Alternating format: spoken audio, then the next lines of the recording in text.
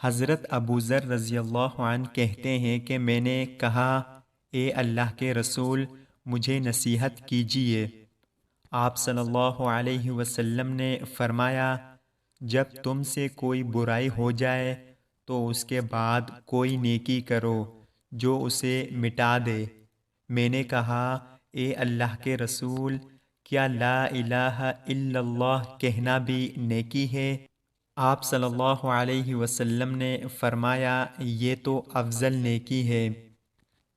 حضرت زید بن ثابت رضی اللہ عنہ سے مروی ہے کہ جس شخص کا مقصد دنیا حاصل کرنا ہو تو اللہ تعالیٰ اس کے کام بکھیر دیتا ہے اور اس کی آنکھوں کے درمیان محتاجی رکھ دیتا ہے، اور دنیا سے اسے اتنا ہی ملتا ہے جتنا اس کا مقدر ہو۔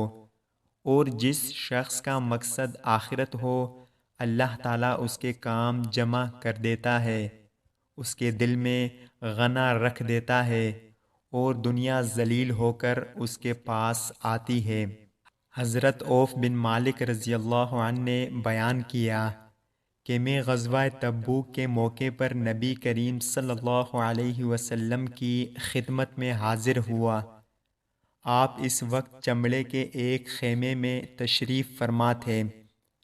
آپ صلی اللہ علیہ وسلم نے فرمایا کہ قیامت کی 6 نشانیاں شمار کر لو: میری موت، پھر بیت المقدس کی فتح، پھر ایک وبا جو تم میں شدت سے پھیلے گی جیسے بکریوں میں طاعون پھیل جاتا ہے، پھر مال کی کثرت اس درجے میں ہوگی کہ ایک شخص 100 دینار بھی اگر کسی کو دے گا تو اس پر بھی وہ ناراض ہوگا، پھر فتنہ اتنا تباہ کن عام ہوگا کہ عرب کا کوئی گھر باقی نہ رہے گا جو اس کی لپیٹ میں نہ آ گیا ہو، پھر صلح جو تمہارے اور بنی الاصفر نصارۂ روم کے درمیان ہوگی، لیکن وہ دغا کریں گے اور ایک عظیم لشکر کے ساتھ تم پر چڑھائی کریں گے۔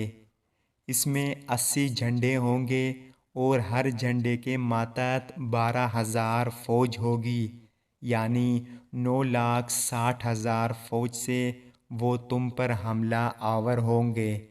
اللہ تعالی ہم سب کو ان پیاری احادیث پر عمل کرنے کی توفیق عطا فرمائے، آمین یا رب العالمین۔ السلام علیکم ورحمۃ اللہ وبرکاتہ۔ آپ سب دیکھنے والوں کا شکریہ۔